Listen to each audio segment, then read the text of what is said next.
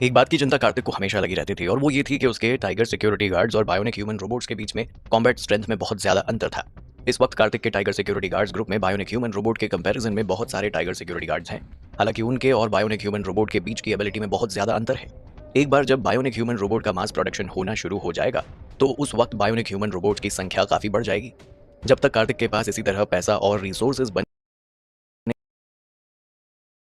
रहे उतने चाहे उतने रोबोट्स बना सकता था। वैसे तो बायोनिक ह्यूमन रोबोट्स में कोई भी कमी नहीं थी, वो हर तरह से कैपेबल थे, पर कुछ जगह थी जहां पर अभी भी ये लोग लैक कर रहे थे। टाइगर सिक्योरिटी गार्ड्स जहां एक तरफ काफी फुर्तीले थे तो वहीं दूसरी तरफ बायोनिक रोबोट काफी ज्यादा एजिलिटी रखते थे। आफ्टर ऑल सिर्फ एक आर्टिफिशियल इंटेलिजेंस से क्रिएट की हुई एक मशीन थी, ये कभी भी इंसान की बराबरी नहीं कर सकती थी। इस बात से कोई फर्क नहीं पड़ता था कि इनकी आर्टिफिशियल इंटेलिजेंस कितनी ज्यादा हाई है, किसी भी हाल में ये इंसान की बराबरी नहीं कर सकते थे। एक बार को तो कार्तिक ने सोचा कि वो अपने टाइगर सिक्योरिटी गार्ड्स की संख्या बढ़ा दे, पर जल्दी ही उसे समझ में आ गया कि इस तरह के मंझे हुए कैपेबल एलीट बॉडीगार्ड्स का मिलना इतना आसान नहीं है। और वहीं दूसरी तरफ जब इस फैक्ट्री में बड़े लेवल पर प्रोडक्शन शुरू हो जाएगा तो किसी के भी आने पर पूरी तरह से रोक लग जाएगी, और अभी भी बाहर का कोई भी इंसान यहाँ नहीं आ सकता है जब तक कार्तिक उसे परमिशन नहीं देता। कार्तिक ने डिसाइड कर लिया था कि उसके टाइगर सिक्योरिटी गार्ड्स की जगह कोई और नहीं ले सकता। आगे चलकर किसी भी ऑपरेशन में कार्तिक को बहुत ज्यादा लोगों की जरूरत होगी तो उस वक्त टाइगर सिक्योरिटी गार्ड्स उस मिशन को लीड करेंगे और ये सारे ह्यूमन रोबोट्स उनकी मदद करेंगे, उनके कमांड्स एक्सेप्ट करेंगे। ये सारी बातें सोचकर कार्तिक ने वहां खड़े हुए सारे लोगों से कहा, अब से हम सब लोग रॉ मटेरियल और स्पेयर पार्ट्स का इस्तेमाल आसानी से कर पाएंगे और आसानी से उन्हें परचेज भी कर पाएंगे। अब यहाँ पर मास प्रोडक्शन हो जाएगा तब मैं चाहता हूँ कि टाइगर सिक्योरिटी गार्ड्स के सारे लोग पावर आर्मर से इक्विप्ड हों।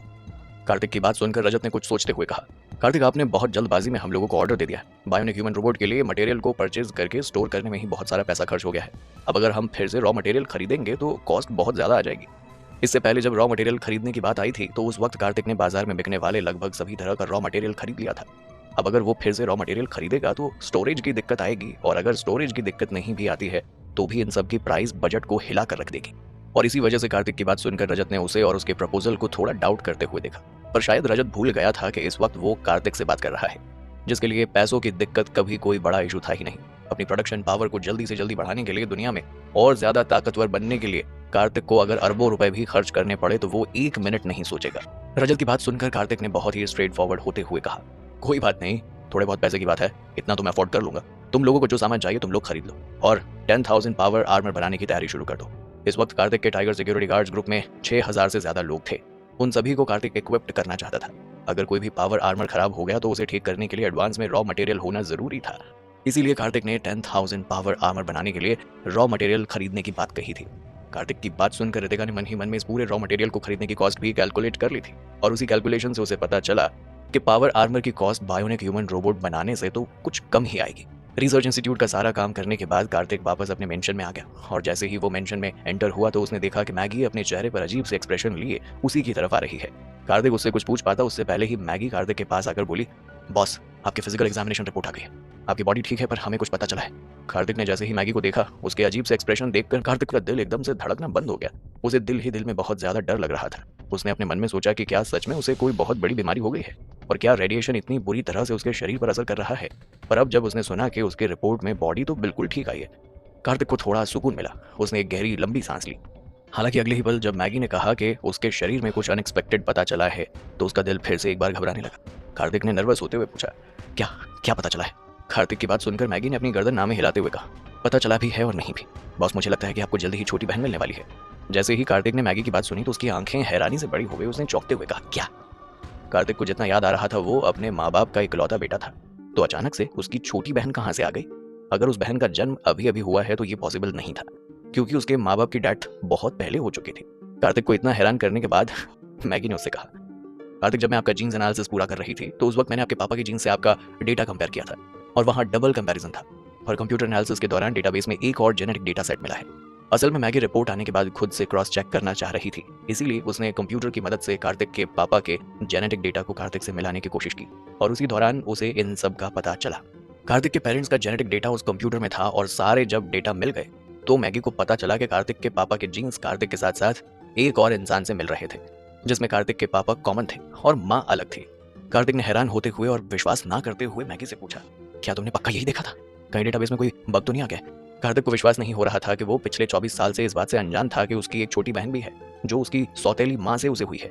आज से पहले ना तो कार्तिक के माँ बाप ने और ना ही घर में किसी और ने उसे कभी भी इस बारे में कुछ भी नहीं बताया था। इसीलिए कार्तिक को इन सब बातों पर शक हो रहा था। कार्तिक को शक करते हुए देखकर मैगी ने पूरे विश्वास के साथ कहा, बॉस, शुरू में मुझे भी इस बात पर शक हुआ था, पर जब मैंने इस बारे में पूरी इन्वेस्टिगेशन की तो मुझे पता चला कि शायद ये बात कहीं ना कहीं सही। इतना कहते कहते मैगी चुप हो गई। तभी कार्तिक ने विश्वास ना करते हुए फिर से कहा, ऐसा हो नहीं सकता। हो सकता है कि कुछ ना कुछ फ्रॉड हुआ हो। आजकल इस तरह के बड़े परिवारों में लोग गलत तरीके से डेटाबेस में चोरी करके अमीर परिवारों से अपने रिश्ते निकाल लेते हैं। ये एक ऐसी बात होती थी जिसमें अमीर परिवार सबसे ज्यादा डरते थे, क्योंकि उन्हें अपनी इज्जत किसी भी हाल में बचानी होती थी। और इसी का फायदा उठाकर गलत और झूठी रिपोर्ट दिखाकर ये लोग अमीर परिवारों के साथ सौदा करते थे और बहुत सारे पैसे लेकर अपनी लाइफ एंजॉय करते थे। और ऐसा करने के लिए ये किसी भी हद तक चले जाते थे। जीन्स मॉनिटरिंग के थ्रू गलत डेटाबेस बनाना आजकल बच्चों का काम हो गया था। बड़े बड़े परिवारों में ये रिवाज होता था कि लड़के की 15-16 की उम्र होते ही उसे वो घर से बेघर कर देते थे, ताकि वो अपनी काबिलियत पर जी सके।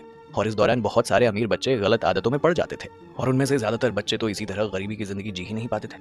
बहुत से परिवारों में सिर्फ एक ही वारिस होता था और उसके साथ भी इसी तरह का व्यवहार किया जाता था। इस तरह से बहुत से परिवारों में सबसे बड़ा सवाल तो ये उठता था कि उनके बाद उनकी प्रॉपर्टी को संभालेगा कौन और कौन उनका अगला वारिस होगा।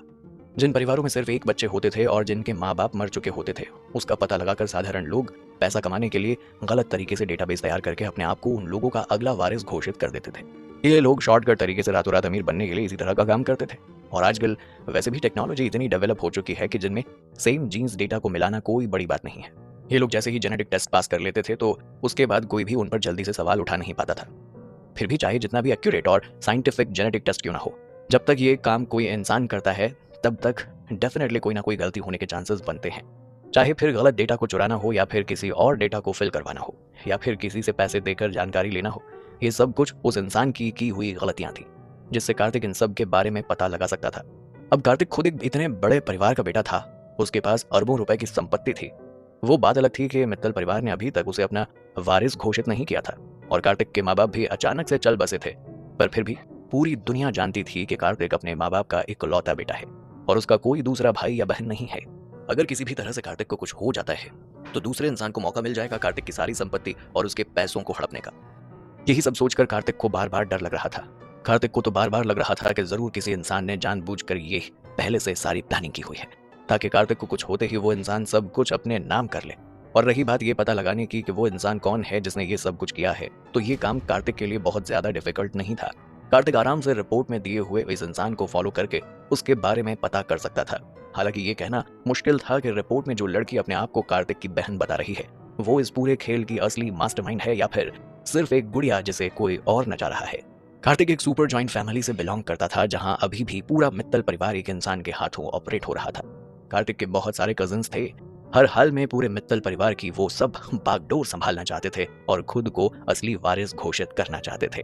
पर दिक्कत ये थी कि इतने सारे कजिन होने की वजह से ये लोग सबसे लड़ नहीं सकते थे, इसीलिए हर कोई अलग अलग तरीका निकाल रहा था जिससे खुद को मित्तल परिवार का वो असली वारिस बता सके और सारी पावर अपने हाथों में ले सके।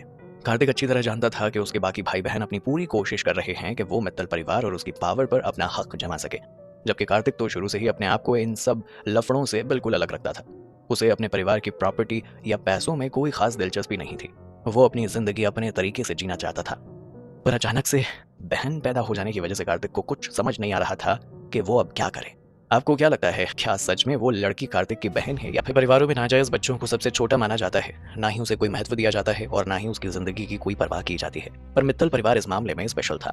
अगर कोई बच्चा नाजायज होता भी है तो भी अगर एक बार ये बात प्रूव हो जाए कि उसके शरीर में मित्तल परिवार का ही खून है तो वो लोग तुरंत उसे अपना लेते हैं। वो बात अलग है कि ऐसे बच्चों को अपने परिवार की भागदौड़ में कमांड नहीं दी जाती है, पर अगर कोई स्पेशल क्वालिफिकेशन रखता है तो उसे कमांड मिल जाती है। जहां तक एक तरफ कार्तिक अपने ख्यालों में खोया हुआ था तो वहां दूसरी तरफ मैगी के दिमाग में इस वक्त बहुत सारे सवाल चल रहे थे। पर फिलहाल इन सवालों का जवाब ढूंढने के लिए उसे इस मामले को सीरियसली लेना था। चाहे ये बात असली हो या नकली, उसे पूरी तरह से इसकी इन्वेस्टिगेशन तो करनी ही थी। अगर ये बात गलत निकली तो इसका मतलब साफ था कि कोई कार्तिक के खिलाफ साजिश कर रहा था और मैगी को जल्द से जल्द उस इंसान का पता लगाना था ताकि उसके बॉस के लिए कोई मुसीबत ना बढ़ जाए। और अगर ये बात सच निकलती है और वो लड़की सच में कार्तिक की बहन है तो भी लड़की कार्तिक की बायोलॉजिकल सिस्टर होगी, उसकी माँ कोई और क्यों ना हो। कार्तिक इस दुनिया में उसका सबसे करीबी रिश्तेदार होगा। ऐसे में कार्तिक अपनी बहन को बाहर की दुनिया में अकेले भटकने नहीं दे सकता था। कुछ सोचकर मैगी ने कार्तिक से कहा, बहुत अच्छा होगा कि अगर आप मुझे पर्सनली इस मामले की इन्वेस्टिगेशन करने दें। ये मामला बहुत ही ज्यादा संजीदा था और बिना किसी प्रूफ के कार्तिक इस बारे में किसी को भी पता नहीं लगने दे सकता था। कार्तिक की पर्सनल असिस्टेंट और बॉडीगार्ड मैगी कार्तिक की सबसे ज्यादा भरोसेमंद एम्प्लॉय थी, जिसे कार्तिक ये मामला संभालने के लिए दे सकता था। ऐसा नहीं था कि कार्तिक को बाकी लोगों पर विश्वास नहीं था, पर शायद बाकी सबॉर्डिनेट तक ये बात पहुंचानी जरूरी नहीं थी। ये मामला कार्तिक के परिवार का था, जिसे कार्तिक इतनी आसानी से बाहर के लोगों तक फैलने नहीं दे सकता था। यही सब सोचकर कार्तिक ने मैगी से कहा, पहले मुझे उन डॉक्यूमेंट्स को देखने दो, मैं ध्यान से उन डॉक्यूमेंट्स को एनालाइज करना चाहता हूँ। कार्तिक ने जैसे ही अपनी बात कही तो मैगी ने तुरंत एक फाइल कार्तिक को पकड़ा दी, जो उसने पहले से ही तैयार कर रखी थी। कार्तिक ने फाइल में से पेपर निकाले और बहुत ध्यान से सीरियस होकर उन्हें पढ़ने लगा। मैगी ने सारी इन्फॉर्मेशन बहुत ही ध्यान से कलेक्ट की थी और इस फाइल में इस लड़की की एक फोटो भी थी। फाइल में ऊपर ही लड़की का नाम तानिया मित्तल लिखा हुआ था और साथ में तानिया की माँ का नाम पलक लिखा हुआ था। कुछ साल पहले जेनेटिक टेस्ट करवाया गया था और उस वक्त तानिया की उम्र 14 साल थी और आज 3 साल के बाद उसकी उम्र 17 साल हो गई है। कार्तिक ने ध्यान से उस फोटो को देखा। ये फोटो उस वक्त की है जब तानिया 14 साल की थी। उस वक्त तानिया बहुत ही क्यूट और मासूम दिख रही थी, हालांकि उसके चेहरे के फीचर्स बहुत ज्यादा रियल नहीं लग रहे थे। कार्तिक ने जब ध्यान से देखा तो ऐसा लग रहा था जैसे उस वक्त तानिया डिप्रेशन में थी। इसका कारण शायद ये था कि उस वक्त तानिया की जिंदगी बहुत ज्यादा अच्छी नहीं चल रही थी, या फिर हो सकता है कि जब वो फोटो खिंचवा रही थी उस वक्त उसकी जिंदगी में कुछ दुख भरा हुआ हो, जिस वजह से उसके चेहरे पर मुस्कान भी नहीं थी। कार्तिक समझ नहीं पा रहा था कि उस वक्त तानिया इस तरह का चेहरा लेकर फोटो क्यों खिंचवा रही थी। खैर, अगर बात तानिया और कार्तिक के फेशियल फीचर्स की जाए तो इन दोनों के चेहरों में बहुत ज्यादा समानता थी। इन दोनों का चेहरा देखकर लग रहा था कि ये दोनों सगे भाई बहन होंगे। अगर दूर से कोई इंसान देखे तो इन दोनों को सगा भाई बहन ही बताएगा। ये बात सोचकर ही कार्तिक के चेहरे पर मुस्कान आ गई।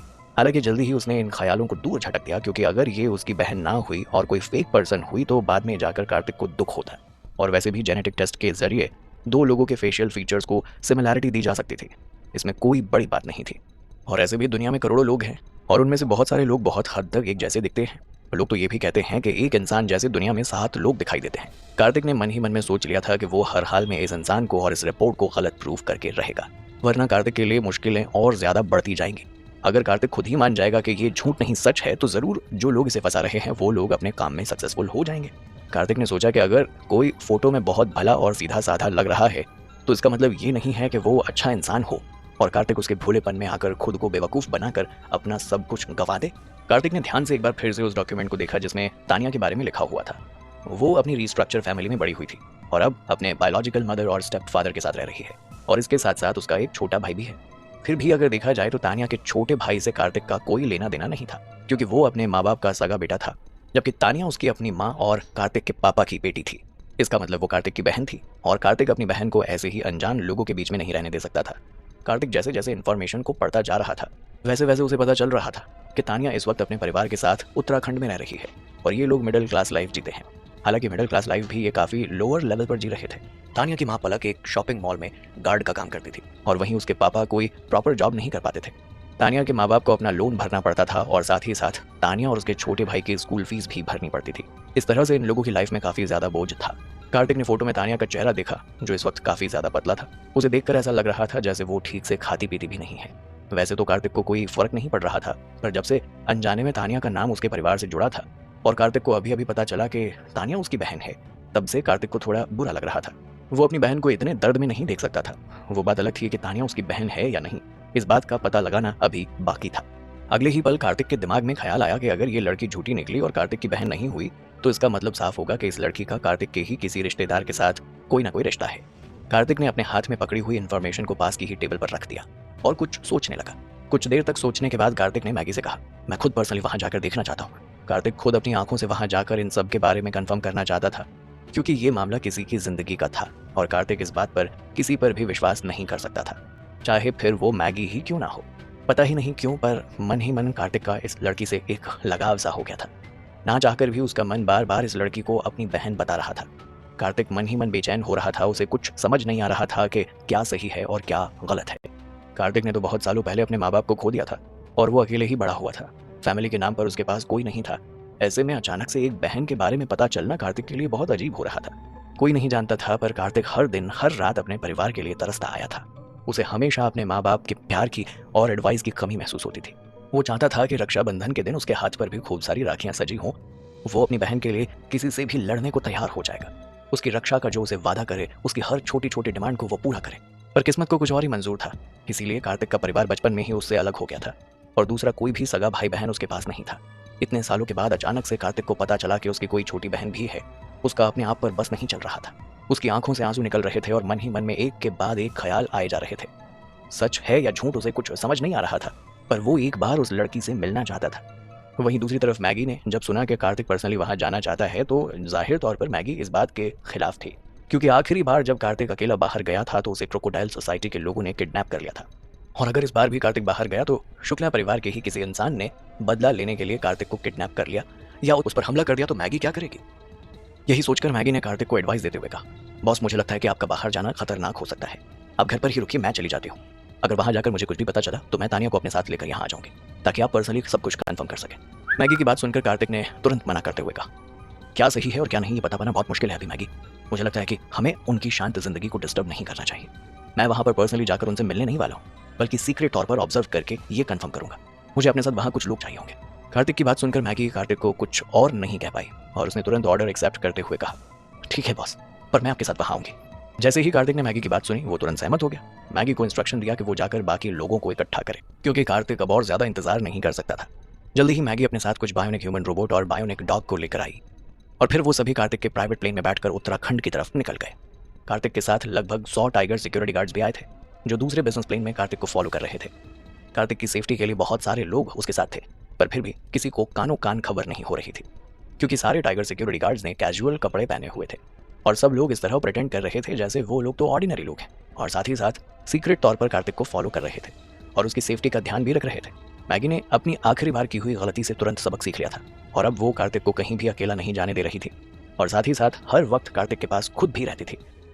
वहीं दूसरी तरफ कार्तिक भी जानता था कि मैगी को उसकी बहुत ज्यादा परवाह है और वो अपने अच्छे इंटेंशन की वजह से ही ये सब कुछ कर रही है, इसीलिए कार्तिक उसे कुछ भी करने से रोकता नहीं था। हालांकि कार्तिक भी अपने सबऑर्डिनेट्स के बारे में काफ़ी सोचता था और वो उन लोगों को ज़्यादा परेशान नहीं करना चाहता था, क्योंकि लास्ट टाइम जब क्रोकोडाइल सोसाइटी के लोगों ने उसे किडनैप किया था तो उस वक्त सारे सबऑर्डिनेट्स जो उसे फॉलो कर रहे थे उन सब को मुश्किल उठानी पड़ी थी और क्रोकोडाइल सोसाइटी के लोगों ने उन लोगों के साथ काफ़ी जुल्म भी किया था। क्या लगता है आपको, क्या उत्तराखंड जाकर कार्तिक को कुछ पता चलेगा?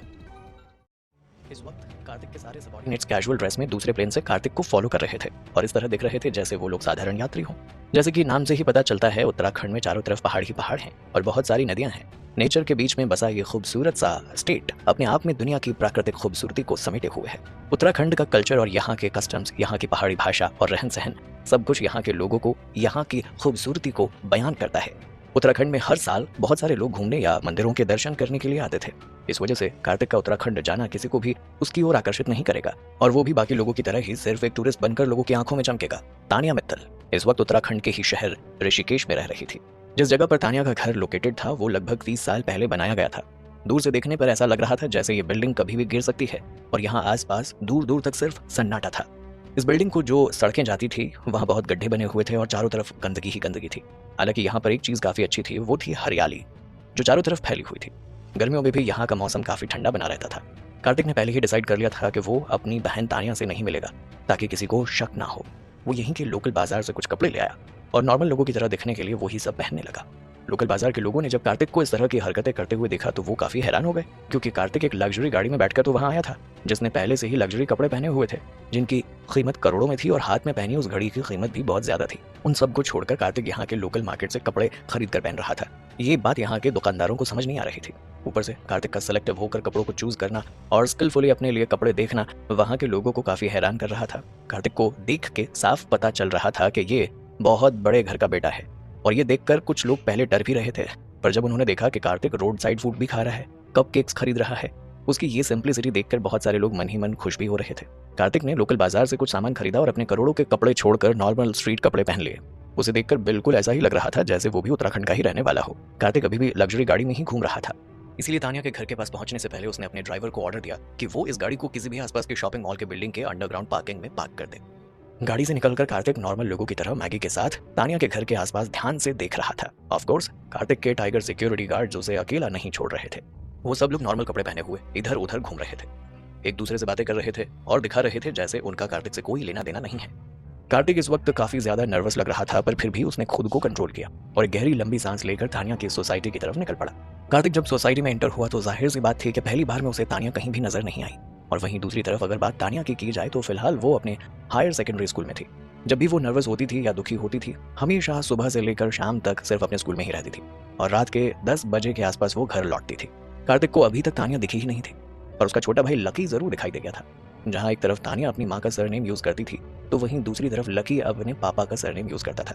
लकी 5th क्लास में था और उसे वीकेंड पर स्कूल जाने की जरूरत नहीं थी, इसीलिए वो पड़ोस में ही बाकी बच्चों के साथ बास्केटबॉल खेल रहा था। जहां एक तरफ सारे बच्चे बास्केटबॉल खेल रहे थे, वहीं दूसरी तरफ यहाँ की आंटी उस वक्त अपनी डांस क्लासेस चलाती थी।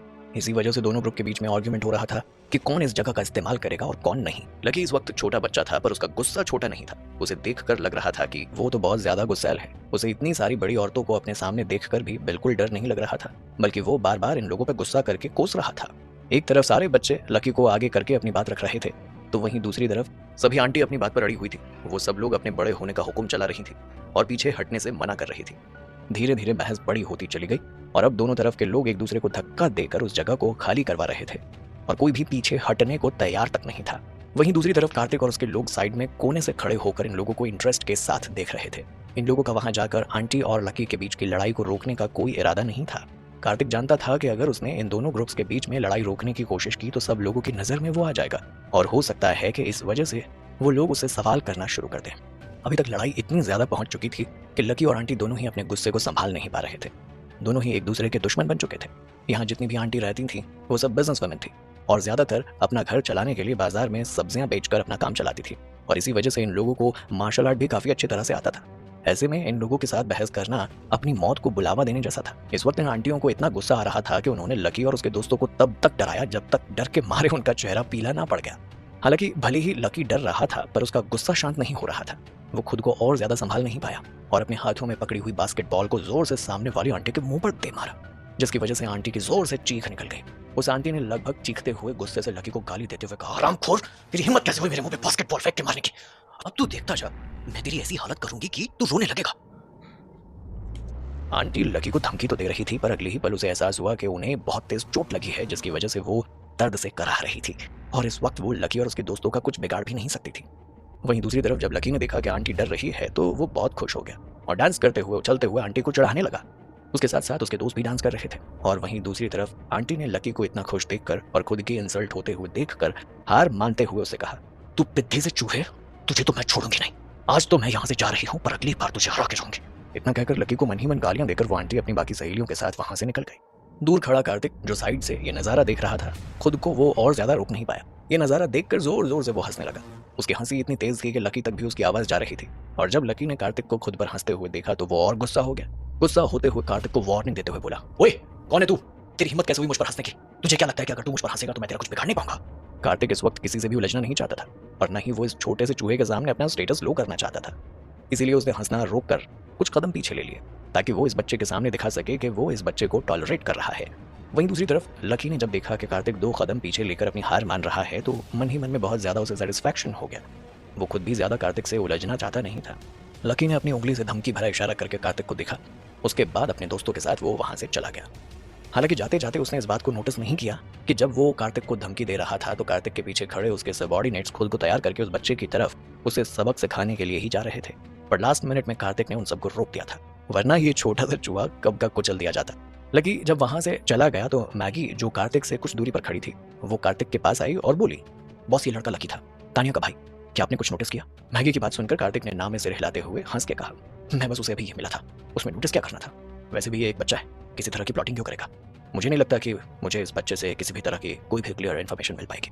कार्तिक की बात सुनकर मैगी खुद को रोक नहीं पाई और बोली, आप सही कह रहे हैं, ये बच्चा सच में बहुत ज्यादा बदमाश है और बहुत घमंडी भी है। मैगी की बात सुनकर कार्तिक हंसने लग गया। अगर देखा जाए तो लकी और मैगी के बीच में इस वक्त एक अलग ही रिलेशनशिप बन गया था। मैगी अभी से ही लकी को नापसंद कर रही थी क्योंकि लकी बहुत ही बदमाश और घमंडी बच्चा था और उसने अभी अभी मैगी के बॉस कार्तिक को धमकी दे दी थी। अगर देखा जाए तो कार्तिक की मुलाकात लकी से अनजाने में हुई थी, ये बिल्कुल भी प्लान्ड नहीं थी। कार्तिक यहाँ पर अपनी सौतेली बहन तानिया के बारे में पता करने आया था कि वो असल में उसकी बहन है या नहीं। इसी दौरान उसकी मुलाकात तानिया के फैमिली मेंबर और उसके छोटे भाई लकी से हो गई। हालांकि कार्तिक को तानिया के बाकी फैमिली मेंबर्स से कोई लेना देना नहीं था, वो बस यहाँ पर सीक्रेट तौर पर तानिया पर नजर रखने के लिए खड़ा था। कार्तिक खुद को नॉर्मल करके तानिया के घर के पड़ोस से निकलने लगा और इस तरह से दिखा रहा था जैसे वो कोई राहगीर हो। कार्तिक के सारे सबॉर्डिनेट्स आस पड़ोस के ही एरिया में अपनी नजर बनाए हुए थे और ध्यान से हर एक चीज को ऑब्जर्व कर रहे थे। एक तरफ वो लोग पूरी नजर कार्तिक पर बनाए रखे थे और उनकी सेफ्टी पर ध्यान दे रहे थे, तो वहीं दूसरी तरफ वो इस जगह को ध्यान से देख रहे थे कि कहीं ये किसी का जाल तो नहीं है। सुबह से शाम हो गई थी और धीरे धीरे आसमान में अंधेरा छाने लगा था। जो सबॉर्डिनेट आसपास में पता लगाने के लिए और इन्वेस्टिगेशन करने के लिए गए हुए थे वो कार्तिक के पास वापस आ गए ताकि वो उसे रिपोर्ट कर सके। मैगी कार्तिक के पास आई और उसे रिपोर्ट करते हुए बोली, बॉस, जितना हम लोग आसपास देख सकते हैं ये जगह नॉर्मल सिविलियन एरिया ही है और जो लोग इस वक्त यहाँ रह रहे हैं वो काफी सालों से यहाँ के रेजिडेंट हैं। हाँ, अगर इस इन्वेस्टिगेशन से ये भी पता चलता है कि यहाँ पर बहुत सारे फॉरेन एम्प्लॉयज भी किराए पर घर लेकर रह रहे हैं और यहाँ पर लोगों की संख्या बढ़ती ही जा रही है। आपको क्या लगता है, क्या कार्तिक पता लगा पाएगा अपनी बहन की सच्चाई? कार्तिक के पास आई और उसे अभी तक जो कुछ भी पता चला था वो सब उसने बता दिया। मैगी की बात सुनकर कार्तिक वहीं रोड साइड एरिया पर एक पेड़ के नीचे बैठ गया और आसपास कैजुअली देखने लगा। मैगी की बात सुनकर कार्तिक ने उससे कहा, इस वक्त मेरे मन में बहुत अलग अलग तरह के ख्याल आ रहे हैं। एक तो अचानक से बहन पता नहीं कहां से पैदा हो गई। तुम्हें क्या लगता है, क्या सच में ये लड़की मेरी बहन होगी? मैगी ध्यान से कार्तिक की बात सुन रही थी, पर इस वक्त उसे अपने बॉस की फीलिंग कुछ समझ नहीं आ रही थी। पर अपनी सेफ्टी के लिए और अपने बॉस की बात का जवाब देने के लिए उसने कार्तिक से कहा, ये बात सच है या झूठ आज नहीं तो कल पता लग ही जाएगा बॉस। मुझे लगता है कि आपने पहले ही अपने मन में डिसीजन ले लिया है। जैसे ही कार्तिक ने मैगी की बात सुनी तो उसके चेहरे पर मुस्कान आ गई। उसने आगे कुछ भी नहीं कहा। शायद कार्तिक को खुद समझ नहीं आ रहा था कि इस वक्त उसके मन में किस तरह की फीलिंग चल रही है। उसकी असली बहन निकले तो वहीं दूसरी तरफ कार्तिक के मन में इस वक्त एक साथ बहुत सारी बातें चल रही थी। एक तरफ उसका मन कर रहा था कि काश तानिया उसकी असली बहन निकले, तो वहीं दूसरी तरफ उसे इस बात का डर भी था कि कहीं ये सब कुछ गलत ना हो, उसे किसी चीज में फंसाया ना जा रहा हो। कार्तिक कुछ भी बर्दाश्त कर सकता था, पर अगर उसे परिवार और प्यार के नाम पर कोई चीट करे तो वो ये बात कभी बर्दाश्त नहीं कर सकता था और शायद कोई भी ये बात बर्दाश्त कर नहीं सकता था। मैगी ने ध्यान से कार्तिक के बदलते हुए हाव भाव देखे और उसके बाद थोड़ा परेशान होते हुए बोली, बॉस, काफी ज्यादा लेट हो गया है, आपने सुबह से कुछ भी नहीं खाया है, आप इस तरह से यहाँ इंतजार क्यों कर रहे हैं? ये किसी भी प्रॉब्लम का सोल्यूशन नहीं है, आप वापस। मैगी अपनी बात पूरी कर पाती उससे पहले ही कार्तिक ने बीच में ही उससे कहा, मुझे अभी भूख नहीं लगी है, कुछ देर और तानिया का इंतजार करते हैं, वो जल्दी ही अपना स्कूल पूरा करके घर लौट कर आएगी, ओके? कार्तिक की बात सुनकर मैगी ने कोई भी दबाव कार्तिक पर नहीं डाला और थोड़ी दूरी बनाकर खड़ी हो गई। कार्तिक तानिया के घर से कुछ ही दूरी पर बैठा हुआ था, चुपचाप वहां बैठकर हर आते जाते इंसान को देख रहा था। अभी 10 बजने में कुछ घंटे बाकी थे, फिर भी कार्तिक बहुत ही सब्र के साथ तानिया को देखने के लिए इंतजार कर रहा था। उसकी आंखें बस तानिया को ढूंढ रही थी। कार्तिक मन ही मन सोचने लगा कि जब वो तानिया से मिलेगा तो वो किस तरह का व्यवहार करेगा, उससे क्या कहेगा और क्या नहीं। ऐसे खास स्कूलों का इंतजाम लोकल गवर्नमेंट ने कम इनकम या मौके पाने वाले बच्चों के लिए किया था, जहां वो अपने हिसाब से समय पर पढ़ाई कर सकते थे। कार्तिक अपनी ही सोच में खोया हुआ था, तभी उसका एक सबॉर्डिनेट अपने हाथ में एक लंच बॉक्स लिए भागता हुआ कार्तिक के पास आया और बहुत ही इज्जत के साथ कार्तिक से बोला, बॉस, ये खाना मैं स्टार होटल से लेकर आया हूँ, प्लीज आप थोड़ा सा खा लीजिए। इतना कहकर सबॉर्डिनेट ने लंच बॉक्स कार्तिक के हाथों में रख दिया। जैसे ही कार्तिक ने 5 स्टार होटल का ये पैक्ड लंच बॉक्स देखा तो मन ही मन सोचने लगा कि जरूर इस लंच बॉक्स में बहुत ही डिलीशियस खाना होगा। कार्तिक जहां एक तरफ खाने के लिए खुश था तो वहीं दूसरी तरफ इस बात से भी खुश था कि उसके सबॉर्डिनेट्स परिवार की तरह उसका ख्याल रखते हैं और उसके लिए बहुत ज्यादा वफादार भी हैं। हालांकि अचानक से कार्तिक के दिमाग में कोई ख्याल आया और वो गुस्सा करते हुए अपने सबॉर्डिनेट की तरफ देखने लगा। कार्तिक को गुस्सा करते हुए देख मैगी ने जल्दी से कार्तिक से कहा, बॉस, मैंने ही उसे ये खाना लाने के लिए कहा था, क्या खाना आपको पसंद नहीं आया? मैगी की बात सुनकर कार्तिक ने गहरी लंबी सांस ली और फिर उसे देखते हुए कहा, इस वक्त मैं यहाँ पर एक गरीब वर्कर की तरह हूँ, ऐसे में मैं पब्लिकली किसी 5 स्टार होटल का खाना कैसे खा सकता हूँ? तुम्हें नहीं लगता कि आसपास के लोग ये देखकर मुझ पर शक करेंगे? जैसे ही मैगी ने कार्तिक की बात सुनी तो उसके एक्सप्रेशन तुरंत बदल गए और उसने कार्तिक से कहा, बॉस, ये मेरी ड्यूटी है कि मैं आपका ख्याल रखूं और वैसे भी यहाँ का खाना बिल्कुल भी अच्छा नहीं है, इसीलिए मैंने आपके लिए ये खाना ऑर्डर करवाया था। जहाँ तक मैं देख पा रही हूँ दूर दूर तक अभी कोई भी यहाँ नहीं है, आप जल्दी से थोड़ा सा खाना खा लीजिए। मैगी की बात सुनकर कार्तिक ने अपने हाथ में पकड़ा हुआ लंच बॉक्स अपने पीछे बैठे हुए सबॉर्डिनेट की तरफ खिसका दिया और फिर उन सब लोगों से उसने कहा, मैं जानता हूँ कि तुम लोगों को मेरी बहुत परवाह है, पर मुझे सच में इस वक्त बिल्कुल भी भूख नहीं है। इस बॉक्स को लो और जिसे सच में भूख लगी है उसे खाने दो, जब भी मुझे खाना होगा तो मैं तुम लोगों को बता दूंगा। कार्तिक ने जिस सबॉर्डिनेट के हाथ में लंच पकड़वाया था वो कभी मैगी को देखता तो कभी कार्तिक को।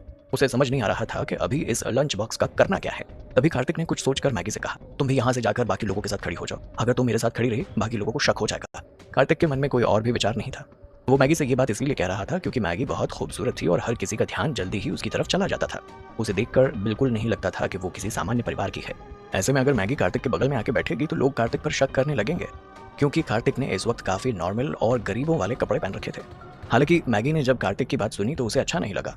आज पहली बार ऐसा हुआ था जब कार्तिक ने उसे अपने पास बैठने से मना किया था। ये सारी बातें मैगी को अच्छी नहीं लगी। उसने थोड़े से गुस्से से कहा, ओके सर, और पीछे अपने बाकी लोगों के साथ जाकर बैठ गई। धीरे धीरे टाइम निकलता जा रहा था और अब काफी रात हो चुकी है। कार्तिक काफी टाइम से वहां बैठा हुआ था, इसीलिए उसकी बॉडी एकदम जकड़ गई थी। कार्तिक अपनी जगह से खड़ा हुआ और अपने दोनों हाथों को फैलाकर अंगड़ाई लेने लगा। कार्तिक का पेट इस वक्त थोड़ा बहुत दर्द कर रहा था क्योंकि उसे बहुत ज्यादा भूख लग रही थी, पर अपने बाकी सबॉर्डिनेट्स को भूखा देखकर उसका कुछ भी खाने का मन नहीं कर रहा था। ये सब सोचकर उसके चेहरे पर हल्की सी मुस्कान आ गई और मन ही मन वो खुश होने लगा। कार्तिक ने टाइम देखा तो उसे एहसास हुआ कि अभी तक तानिया का स्कूल पूरा हो गया होगा और वो घर के लिए निकल गई होगी। हालांकि घर पहुंचने में उसे कम से कम 10 मिनट लगेंगे। अभी कार्तिक को खाने की अच्छी अच्छी खुशबू आने लगी। कार्तिक ने एक नज़र स्ट्रीट की तरफ देखा जहां पर रेडी लगाए हुए कुछ लोग स्ट्रीट फूड बना रहे थे और ये रेडी इस वक्त सोसाइटी के गेट के पास लगी थी। कार्तिक धीरे धीरे चलकर कम्युनिटी गेट के पास आया और वहीं जाकर खड़ा हो गया जहां पर इस वक्त गर्मा गर्म समोसे बन रहे थे। कार्तिक ने तुरंत अपने लिए गर्मा गर्म समोसा ऑर्डर कर दिया। असल में ये दुकानदार रात में ही अपनी रेडी इसलिए लगाते थे क्योंकि इस वक्त हाई स्कूल के बच्चे स्कूल से अपने घरों में आते थे और साथ ही साथ बहुत सारे लोग अपने ऑफिस से फ्री होते थे। तो इस दौरान स्नैक्स के लिए वो लोग इन्हीं रेडियो पर आकर कुछ ना कुछ खाते थे और इससे इन रेडी वालों को काफ़ी पैसा कमाने को मिल रहा था। बहुत सारे पेरेंट्स पूरे दिन काम करते थे, इसलिए रात होते होते उन लोगों में डिनर बनाने की हिम्मत बिल्कुल नहीं होती थी। इसीलिए वो लोग अपने बच्चों को एंट्रेंस गेट पर बने हुए स्नैक्स खाने देते थे। अभी तक कार्तिक का गर्मा गर्म समोसा बनकर तैयार हो गया था। उसने जल्दी से एक बाउल में समोसा लिया, उस पर पुदीने की चटनी और टमाटर का सॉस डालकर ऊपर से पपड़ियाँ डलवाकर, भीगे हुए चने डलवाकर और थोड़ा सा दही डलवाकर मजे से मिक्स करके उसे खाने लगा। कार्तिक काफी टाइम के बाद इस तरह का स्ट्रीट फूड खा रहा था और खाते खाते इसे एंजॉय कर रहा था। पास में ही कुछ सबॉर्डिनेट्स खड़े हुए थे। जैसे ही उन लोगों ने कार्तिक को मजे से स्ट्रीट फूड खाते हुए देखा तो सब लोग एकदम से हैरान हो गए क्योंकि उन्होंने आज से पहले अपने बॉस को कभी स्ट्रीट फूड खाते हुए नहीं देखा था और ये लोग हमेशा कार्तिक के साथ रहते भी नहीं थे। कार्तिक के साथ हमेशा तो मैगी या विवान ही रहा करते थे, इसलिए ये लोग अच्छे से जानते थे कि इस वक्त स्ट्रीट फूड खाते हुए कार्तिक को परेशानी हो रही है या नहीं। हर कोई अपने अपने तरीके से सोच रहा था। किसी को लग रहा था कि कार्तिक इस तरह से बीमार हो जाएगा तो किसी को लग रहा था कि कार्तिक बहुत डाउन टू अर्थ है। बस एक कार्तिक ही था जो इस खाने को खाते वक्त बहुत एंजॉय कर रहा था क्योंकि कार्तिक को जल्दी से इस तरह का स्ट्रीट फूड खाने को नहीं मिलता था। कार्तिक को आज खाना खाते वक्त ना तो सलीका देखने की जरूरत थी और ना ही उसे अपने इतने बड़े खानदान के बेटे होने की परवाह थी। इस वक्त वो सिर्फ एक गरीब लड़का था जो अपनी मर्जी से अपनी जिंदगी जी सकता था और खाने के लिए वो किसी 5 स्टार होटल में नहीं बल्कि चाय की टपरी या इस तरह के स्ट्रीट रेडी पर जाकर खाना खा सकता था। कार्तिक मजे से अभी तक आधा समोसा खा चुका था, तभी उसके कानों में साइकिल की आवाज पड़ी जहाँ कुछ यूथफुल लोग हंसते हुए बातें करते हुए दूर से उसी बिल्डिंग की तरफ आ रहे थे। कार्तिक ने उस तरफ नजर उठाकर देखी तो बहुत सारे हाई सेकेंडरी स्कूल के बच्चे अपने स्कूल यूनिफॉर्म में स्कूल से घर आ रहे थे और जब वो लोग कार्तिक के बगल में से गुजरे तो वहाँ इतने सारे स्नैक्स के स्टॉल देखकर ग्रुप बनाकर रुक गए और सब लोग अपने लिए अलग अलग चीजें ऑर्डर करने लगे। कार्तिक ने जल्दी से अपना समोसा एक तरफ रखा और अपनी गर्दन उठाकर इन लोगों की भीड़ में तानिया को ढूंढने लगा। कार्तिक काफी देर तक वहाँ तानिया को ढूंढता रहा पर तानिया उसे कहीं दिखाई नहीं दी। ये सोचकर उसके चेहरे पर हल्की उदासी आ गई और तभी कुछ देर के बाद स्टूडेंट्स का एक और ग्रुप उसके पास पहुंचा जो रोड साइड से आती हुई हल्की रोशनी के नीचे से गुजर रहे थे। तभी कार्तिक की नज़र साइकिल को तेज तेज चलाती हुई एक लड़की पर गई और कार्तिक ने जैसे ही उसे ध्यान से देखा तो पाया कि वो तानिया ही थी। कार्तिक बहुत ध्यान से उस लड़की को देख रहा था जो कार्तिक को जानी पहचानी लग रही थी। तानिया की माँ पलक जब 20-25 साल की थी तो उस वक्त काफ़ी खूबसूरत थी और ऑफ कोर्स कार्तिक के पापा भी उस वक्त काफ़ी हैंडसम थे। कार्तिक को जितना याद आ रहा था उस हिसाब से काफ़ी जनरेशन बदल गई थी, पर हर बार कार्तिक की फैमिली में मर्द हमेशा हैंडसम होते थे और औरतें खूबसूरत। तानिया के बारे में पता करते हुए कार्तिक को पता चला था कि तानिया की माँ पलक भी अपनी जनरेशन में काफ़ी खूबसूरत थी और उस टाइम पर पलक एक मैगजीन के लिए मॉडल भी थी। अपने माँ पापा के ऊपर जाने की वजह से तानिया काफ़ी खूबसूरत थी, बल्कि अपनी उम्र के बच्चों में वो सबसे ज़्यादा सुंदर थी। उसे किसी भी तरह का मेकअप करने की कोई ज़रूरत नहीं थी। तानिया अपनी सिंप्लिसिटी की वजह से इतनी प्यारी लग रही थी कि 1000 लोगों की भीड़ में भी अलग ही दिखाई दे रही थी। तानिया को देखकर कार्तिक को अभी तक उस पर जो भी शक था वो सब दूर हो गया और उसे लग रहा था कि यही उसकी असली बहन है। पता नहीं क्यों पर आज उसके दिल और दिमाग से यही आवाज़ आ रही थी कि तानिया उसकी असली बहन है और ये कोई भी प्लॉटिंग नहीं है। कार्तिक ने जब से उसे देखा था तब से उसके मन में एक अजीब सी बेचैनी हो रही थी और वो बार बार अपनी बहन की तरफ खिंचा चला रहा था। आपको क्या लगता है, क्या वाकई में ये कोई प्लॉटिंग है या फिर तानिया कार्तिक की सच में सगी बहन लगती है? कार्तिक के मन में जो भी शक था वो सब दूर हो गया था। उसका सबकॉन्शियस माइंड लगातार उसे यही कह रहा था कि तानिया ही उसकी बहन है, क्योंकि जिस वक्त कार्तिक ने तानिया को देखा था उसका दिल एकदम से तानिया की तरफ खींचा चला जा रहा था। ऐसा लग रहा था जैसे उनका बरसों का खून का रिश्ता हो जो एक दूसरे को देखते ही एक दूसरे को पहचान गया हो। कार्तिक ध्यान से अपनी बहन को देख रहा था। तानिया भी चलते चलते अभी तक अपनी साइकिल लेकर सोसाइटी के गेट पर आकर यहाँ एक स्नैक की दुकान के सामने अपने बाकी दोस्तों के साथ खड़ी हो गई थी और अपना ऑर्डर देने के बाद वो चुपचाप ऑर्डर के तैयार होने का इंतजार करने लगी। तभी तानिया के बगल में खड़ी एक मोटी सी लड़की ने अपने ऑर्डर में बाकी चीजें ऐड करवाते हुए कहा, मेरे वाले में एक्स्ट्रा एग और शुगर फ्लेवर भी डालना। इस मोटी लड़की की बात सुनकर स्टॉल के मालिक ने मुस्कुराते हुए कहा, जानता हूँ हमेशा की तरह तुम्हें एक्स्ट्रा एग और शुगर फ्लेवर वाली चीजें पसंद आएंगी। स्टॉल मालिक की बात सुनने के बाद उस मोटी लड़की ने तानिया की तरफ देखते हुए उसे कहा, तुमने दोपहर में भी ज्यादा कुछ नहीं खाया था, तुम अभी थोड़ा और ज्यादा खाना ऑर्डर कर लो। इस मोटी लड़की की बात सुनकर तानिया ने स्टॉल पर रखे हुए अलग अलग स्नैक्स को देखा और उसके बाद अपनी गर्दन नामे हिलाते हुए बोली, नहीं मुझे बस एक बर्गर दे दीजिए। तानिया की बात सुनकर उस मोटी लड़की ने उसे कहा, मैं तो एक बर्गर खाकर अपना पेट बिल्कुल नहीं भर सकती, मुझे तो और ज्यादा न्यूट्रिशन चाहिए, इसीलिए मैंने एक बर्गर के साथ 2 ऑमलेट भी ऑर्डर कर दिए। वैसे अब मुझे अच्छे से समझ में आ रहा है कि तुम इतनी ज्यादा पतली क्यों हो, तुम कुछ खाओगी पियोगी नहीं तो यही होगा ना। इस मोटी लड़की की बात सुनकर तानिया ने हंसते हुए उसे कहा, मैं जानती हूँ कि मैं पतली हूँ, पर अभी भी तुमसे ज्यादा ताकतवर हूँ। तानिया की बात सुनकर मोटी लड़की ने थोड़ा नाराज होते हुए कहा, तुम स्कूल में आर्ट स्टूडेंट की तरह हर रोज आर्ट स्टूडियो साफ करने में मदद करती हो, जिससे तुम्हें थोड़े बहुत पैसे मिलते हैं। उन पैसों का क्या करोगे? इससे अच्छा तुम ठीक से खाया पिया करो, वरना एकदम कमजोर हो जाओगी। जैसे ही कार्तिक ने इस लड़की की बात सुनी तो उसका दिल एकदम से दर्द करने लग गया। यहाँ आने से पहले मैगी ने तानिया के बारे में कुछ इन्वेस्टिगेशन करवाई थी, और उसी दौरान कार्तिक को पता चला था कि भले ही तानिया का परिवार मिडिल क्लास है, पर इतना गरीब भी नहीं है कि तानिया भरपेट खाना ना खा सके। असल में तानिया आर्ट स्टूडेंट की मदद करके जो पैसा कमाती थी, उससे अपने साथ साथ घर पर भी थोड़े बहुत स्नैक्स लेकर जाती थी, ताकि बाकी लोग भी खा सके। अगर देखा जाए तो इतनी मेहनत करके भी उसे थोड़े बहुत पैसे ही मिलते थे। तानिया सिर्फ अभी 17 साल की थी, और ये सब देखकर कार्तिक को बहुत बुरा लग रहा था कि इतनी इसी उम्र में तानिया जिंदगी की जिम्मेदारियों को निभाने में लग गई है। कार्तिक खुद को रोक नहीं पाया और उस स्टॉल के पास जाकर दुकानदार से बोला, अब इस लड़की के लिए फुल न्यूट्रिशन के 2 ऑमलेट बना दीजिए, पैसे मैं आपको दे दूंगा। अचानक से अपने सामने कार्तिक को खड़ा देखकर तानिया काफी हैरान हो गई, और जब उसने सुना कि कार्तिक उसके खाने के लिए पैसे देना चाहता है तो वो और भी ज्यादा कंफ्यूज हो गई। उसे कुछ समझ नहीं आया। उसने थोड़ा हैरान होते हुए कार्तिक से पूछा, क्या हम एक दूसरे को जानते हैं? आप मेरे लिए खाने के पैसे क्यों देंगे? तानिया ने बहुत ध्यान से कार्तिक को देखा और पाया कि इस वक्त उसने बहुत ही गंदे और फटे हुए कपड़े पहने हुए, और कार्तिक इस वक्त किसी दूसरी जगह से आया हुआ कोई वर्कर लग रहा था। भले ही कार्तिक के कपड़े अच्छे नहीं थे, पर उसका चेहरा काफी सुंदर था और दिखने में वो काफी गुड लुकिंग लग रहा था। उसके चेहरे पर पड़ती हुई स्टॉल की हल्की सी डिम लाइट कार्तिक के चेहरे को और भी ज्यादा खूबसूरत बना रही थी। जैसे ही तानिया ने पहली बार कार्तिक को देखा तो पता नहीं क्यों, पर उसके दिल में एक अलग सी बेचैनी होने लगी। उसे मन ही मन थोड़ा सा अनकंफर्टेबल फील हो रहा था। तानिया अच्छे से जानती थी कि कार्तिक उसके लिए एक अजनबी है, जिससे आज से पहले वो कभी मिली भी नहीं थी, पर फिर भी पता नहीं क्यों कार्तिक उसे आज जाना पहचाना सा लग रहा है, और कार्तिक को देखकर तानिया का उस पर विश्वास करने का मन कर रहा था। तानिया का सवाल सुनकर कार्तिक ने मुस्कुराते हुए उसे कहा, नहीं, मैं तुम्हें नहीं जानता हूँ, पर पैसों की ही तो बात है ना, तुम्हें चिंता करने की जरूरत नहीं है। ऐसा समझ लो कि मैंने तुम्हें दोस्त होने के नाते ट्रीट दिया है। जैसे ही कार्तिक ने अपनी बात पूरी की तो बगल में खड़ी हुई वो मोटी लड़की एकदम से हैरान रह गई। अभी तो उस लड़की ने कार्तिक पर ध्यान नहीं दिया था, पर जैसे ही कार्तिक ने अपनी ये बात कही तो उसका हैंडसम चेहरा देखकर वो लड़की काफी हैरान हो गई। हालांकि जब उसका ध्यान कार्तिक के पहने हुए सस्ते कपड़ों पर गया तो वो एकदम से दंग रह गई। अगले ही पल ये मोटी लड़की कार्तिक से कुछ कदम दूर हो गई और साथ ही साथ तानिया को भी पीछे खींच लिया। जैसे ही कार्तिक ने उस लड़की की हरकत को देखा तो वो कुछ बोल नहीं पाया। मन ही मन वो उसे कोसने लगा। उसने मन ही मन कहा कि हाई स्कूल के बच्चे भी आजकल कुछ ज्यादा ही रियलिस्टिक हो रहे हैं। हालांकि अगले ही पल कार्तिक ने उस मोटी लड़की की हरकत को अपने मन से निकाल दिया, क्योंकि वो जानता था कि जिस तरह के कपड़े वो पहन कर आया है उससे कोई भी इस तरह का व्यवहार करेगा। अगले ही पल उस मोटी लड़की ने तानिया को थोड़ा सा अपनी तरफ खींचा और उसके कान में धीरे से कुछ बोलने लगी। तानिया, मुझे लगता है कि ये लड़का अच्छा नहीं है। मैंने अभी भी देखा कि ये तुम्हें सीक्रेटली छुप छुप कर दिख रहा था। मुझे लगता है कि ये तुम्हें स्नैक्स ऑफर करके तुम्हारे पैसे देकर कहीं फंसाना चाहता है तुम्हें। इसके इरादे मुझे ठीक नहीं लग रहे हैं। इस मोटी लड़की ने अभी अभी तानिया से जो कुछ भी कहा था वो काफी धीरे कहा था, पर कार्तिक को वो सब सुनाई दे गया था, और उसकी बात सुनकर कार्तिक ने मन ही मन उस लड़की को कोसते हुए कहा, इस मोटी को तो मैं छोड़ूंगा नहीं। ये कैसे मुझ पर इस तरह के इल्जाम लगा सकती है? अगर ये मोटी मुझे नापसंद करती है तो करे, लेकिन पर ऐसे कौन से दूरबीन लगे हुए हैं इसकी आंखों में जो ये मेरे इरादों को गलत बता रही है? कार्तिक अपने मन में सोच ही रहा था कि तभी तानिया ने बहुत ही विनम्रता के साथ कार्तिक से कहा, thank you so much, but हम लोग एक दूसरे को नहीं जानते हैं और मैं किसी भी तरह से ये खाना एक्सेप्ट नहीं कर सकती हूँ। बगल में खड़ा था स्टॉल का मालिक। कार्तिक और तानिया दोनों की बात सुन रहा था। उसे समझ नहीं आ रहा था कि स्नैक्स देने हैं या नहीं, इसीलिए उसने उन दोनों की तरफ देखते हुए उनसे पूछा, क्या आप लोगों को ये ऑर्डर चाहिए या नहीं? स्टॉल के मालिक की बात सुनकर तानिया ने तुरंत कहा, नहीं, पर कार्तिक ने हाँ चाहिए, और दोनों ने ये एक ही साथ एक ही टाइम पर कही। स्टॉल का मालिक इन दोनों की बात सुनकर कुछ सोचने लगा और उसके बाद तानिया को देखते हुए उससे बोला, बेटा मुझे नहीं लगता कि ये लड़का कोई गलत इंसान है। मुझे दिल का काफी अच्छा लग रहा है। तुम्हें नहीं लगता कि तुम्हें इसकी रिक्वेस्ट एक्सेप्ट कर लेनी चाहिए?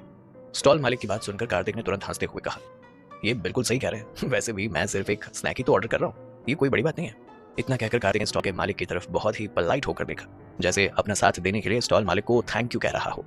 लाइन में इस वक्त और भी बहुत सारे लोग खड़े थे और अपने अपने ऑर्डर का इंतजार कर रहे थे, और अब वो लोग और ज्यादा इंतजार भी नहीं कर सकते थे, इसलिए उन्होंने भी कार्तिक का साथ देते हुए कहा, अरे स्टॉल वालों से क्या ये स्नैक्स ले लेना चाहिए, जल्दी से हाँ कह दो, हम लोग भी काफी देर से लाइन में खड़े हुए। इस वक्त आसपास में जितने भी लोग खड़े हुए थे वो सब एक साथ तानिया से रिक्वेस्ट कर रहे थे। इन सब लोगों की बातें सुनकर तानिया का चेहरा शर्म से हल्का गुलाबी हो गया। अब तानिया के पास मना करने का कोई कारण बचा नहीं था, इसीलिए जैसे ही स्टॉल के मालिक ने 2 ऑमलेट बनाए और कार्तिक को दिया तो कार्तिक ने तुरंत उस ऑमलेट को तानिया की तरफ बढ़ा दिया।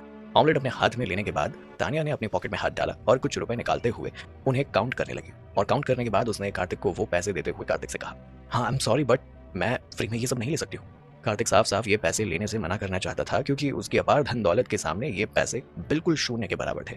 पर जब कार्तिक ने तानिया के चेहरे पर आए हुए सीरियस एक्सप्रेशन देखे तो वो समझ गया था कि तानिया फ्री में कुछ नहीं लेने वाली, इसीलिए उसने उसके हाथ में रखे हुए नोटों में से कुछ नोट ले लिया और बहुत ही आराम से तानिया से बोला, मैं जानता हूँ कि मैं थोड़ा सा लापरवाह हूँ, पर फिर भी अगर फ्यूचर में हम लोग फिर से मिले और अगर तुम्हें सही लगे तो मेरी दी हुई किसी ट्रीट को मना मत करना।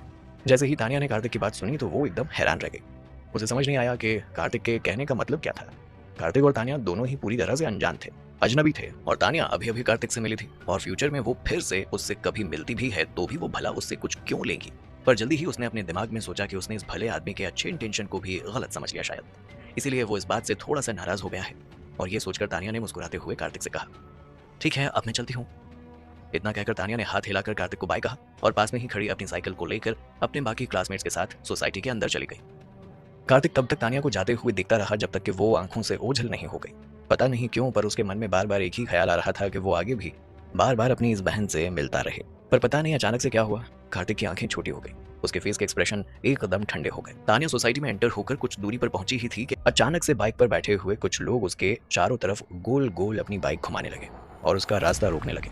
इन लोगों को देखकर ही पता चल रहा था कि इन लोगों के इरादे बिल्कुल ठीक नहीं है। भले ही अभी तक ये बात कंफर्म नहीं हुई थी कि तानिया कार्तिक की असली बहन है या नहीं, पर इसका मतलब ये नहीं था कि कार्तिक ऐसे ही कोने में खड़े होकर इन लड़कों को किसी भी लड़की को परेशान करने देगा। कार्तिक बिना ज्यादा कुछ सोचे समझे उस ओर बढ़ गया और कार्तिक ने ध्यान से देखा कि वहां पर इस वक्त 5 लड़के थे और सभी गैंगस्टर लग रहे थे। तानिया के साथ आई वो मोटी लड़की इस वक्त डर के मारे कांप रही थी और वहीं पर खड़ी हुई थी, पर तानिया के चेहरे पर हल्का सा भी डर दिखाई नहीं दे रहा था। तानिया ने एक नजर उन सब लड़कों को देखा और उसके बाद बहुत ही स्ट्रेट फॉरवर्ड होकर कोल्ड वॉइस पे बोली, शुभम प्लीज यहाँ आकर मुझे परेशान मत करो और रास्ता छोड़ो, मुझे अंदर जाना है। तानिया ने अभी अभी जिस लड़के का नाम लिया वो था शुभम। वो इस गैंग का लीडर लग रहा था। तानिया ने उस लड़के को डांटकर कहा था लेकिन फिर भी शुभम पर कोई असर नहीं हुआ, ना ही उसे कोई गुस्सा आया, बल्कि उसने मुस्कुराते हुए हंसते हुए तानिया से कहा, कम ऑन यार तानिया, कब से कह रहा हूँ कि तुम मेरी गर्लफ्रेंड बन जाओ, पर तुम हो के अपनी जिद ही नहीं छोड़ती। मैं सच कह रहा हूँ, तुम्हें लेकर मैं बहुत ज्यादा सीरियस हूँ। क्या लगता है आपको क्या होगा जब तानिया को पता चलेगा कि कार्तिक उसका ही